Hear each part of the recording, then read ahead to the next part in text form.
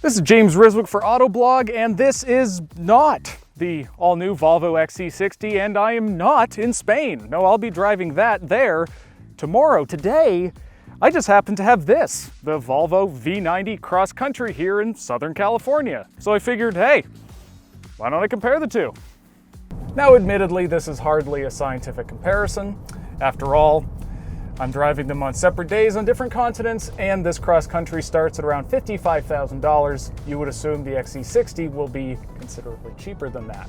However, they share an awful lot. Same platform, same turbo and supercharged 2-liter 4-cylinder engine, and presumably a lot of the same feature content.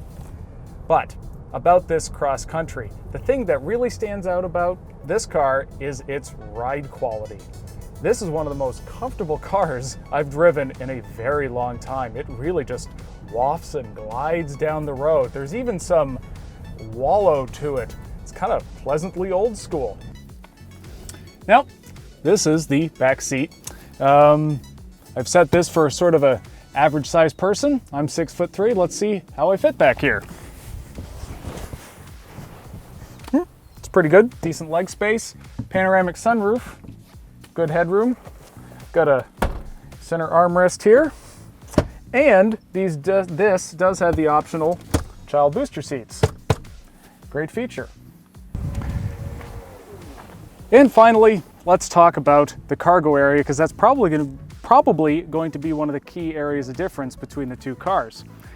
The V90's very deep area. You actually have to reach a fair ways in to reach the back seat. You can fit a lot of suitcases back here, and although you don't have quite as much height, presumably, you still have these pretty big rear quarter windows, good for visibility and just creating more of an airy environment. You also could probably fit a pretty big dog back here without it feeling kind of cramped inside. So this really is a nice family-friendly vehicle, and I'm curious to see how it compares to the XC60, but for that, gotta go to Spain. And now, I am in Spain, Barcelona specifically, and this is the all-new XC60. Now, compared to the cross country, it has 10 fewer inches of overall length. It doesn't have as much wheelbase, it's not as wide, but it is 5 inches taller in overall height. It also has 0.2 inch more ground clearance. But compared to the old XC60, it is a bit shorter actually, but it's longer and has more wheelbase. That should translate into more interior space, which is gonna be pretty good given that the old XC60 was one of the biggest vehicles in its class. Right, so backseat space, XC60. Once again, I've set this seat for a normal heighted driver, and yep, less legroom than in the cross country, but there's a bit more headroom, even with, again, the panoramic sunroof. Now, you do have a center armrest here. Now, unlike a lot of this car's competitors, this seat does not recline. It's at a comfortable angle, but still. You also cannot get those child booster seats in this car, but what you do have available is, underneath the seat, standard, is a little media tray. You put a tablet underneath here. It's rubber on the bottom, and there's a lip that prevents things from sliding out. So that's a neat feature. Okay, so let's talk about some of the differences up front. The general design looks familiar, but there are differences. This is a different wood trim panel.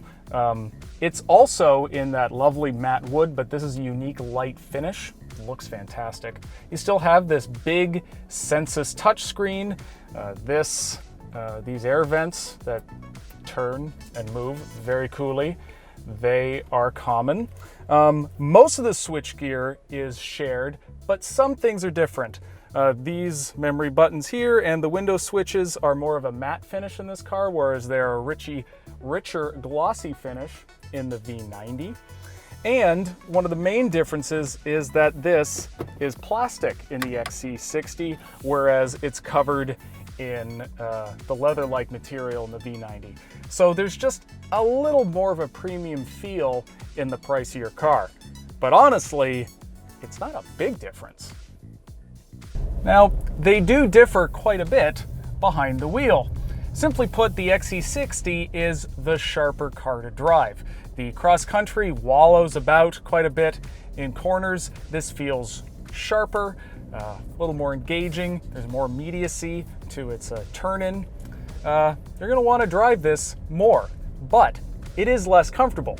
The pavement here in Spain is much better than what we have in California, so it's kind of hard to make a definitive claim one way or the other, but this is clearly a little firmer, and I would say in particular that you'd be smart getting the 18s or 19s. So is it uncomfortable? No, but the cross country is better.